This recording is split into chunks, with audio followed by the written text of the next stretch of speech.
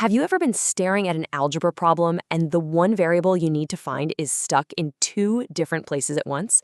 Yeah, it can feel totally impossible.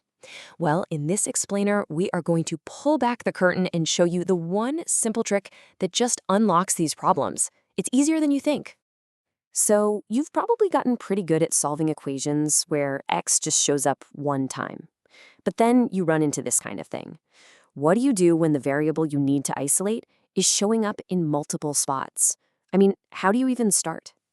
Take a look at this. The variable x is basically a prisoner in two different terms. And the real kicker is, since a and b are different, you can't just mash them together. So how in the world do you get x all by itself? Well, it turns out there is an incredibly powerful tool for this exact situation.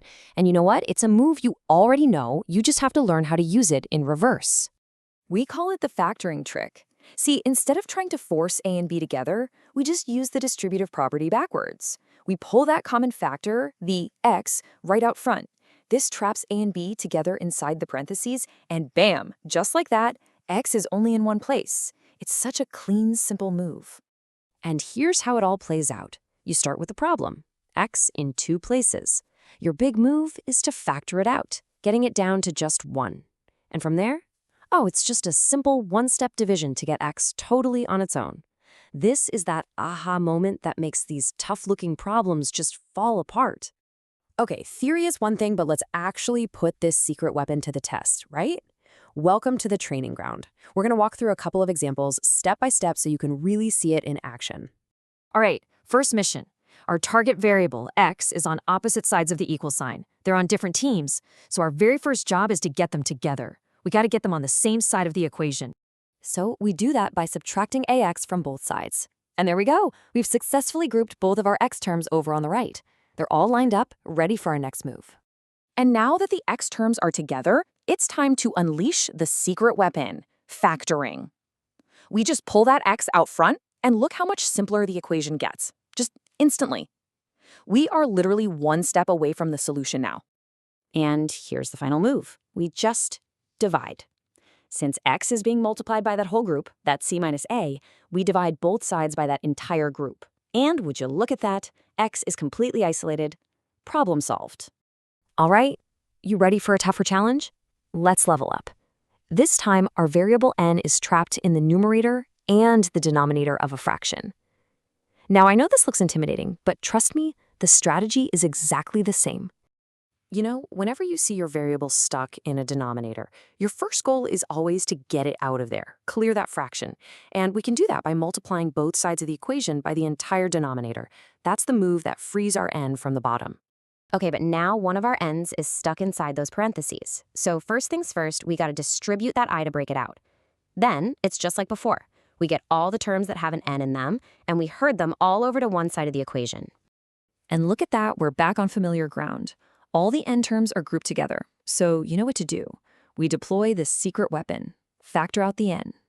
One last division by whatever's left in the parentheses, and that gives us our answer. See? Same strategy. Okay, before we wrap this up, it is absolutely critical that we talk about the most common trap people fall into with these problems. I want to make sure you can see it coming and avoid it.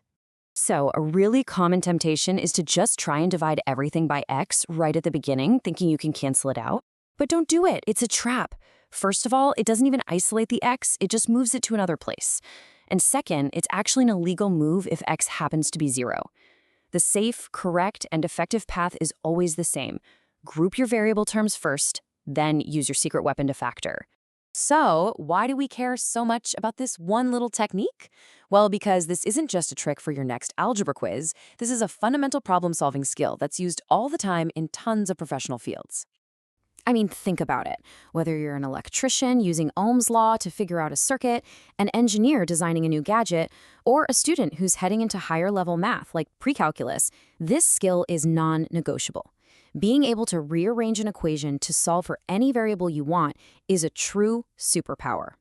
It lets you attack any problem from all sorts of different angles. Just think about that for a second. This isn't just about solving a formula someone hands you. It's basically a form of reverse engineering. It lets an engineer say, okay, I need to get this specific result. So, what parts do I need to build to make that happen? That's a huge concept in design and problem solving. So, there you have it. You now have the key. This powerful factoring trick is now part of your mathematical toolkit. The next time you see a variable that looks like it's trapped in multiple places, you're not going to panic. You're going to know exactly how to rescue it. You've got the secret weapon. So, what problems are you going to unlock?